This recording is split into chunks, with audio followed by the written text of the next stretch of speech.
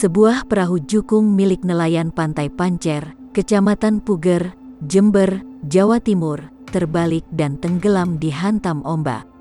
Tingginya gelombang hingga kurang lebih 3 meter yang disertai angin kencang membuat perahu nelayan terbalik dan tenggelam beserta hasil tangkapan melaut.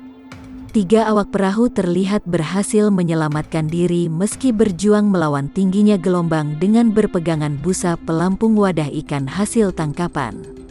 Belasan perahu terlihat terombang-ambing lebih dari 3 jam di kawasan pintu masuk Pelawangan menuju dermaga tempat pelelangan ikan, bahkan sebagian di antaranya memilih bersandar di pantai Papuma yang memiliki gelombang relatif landai.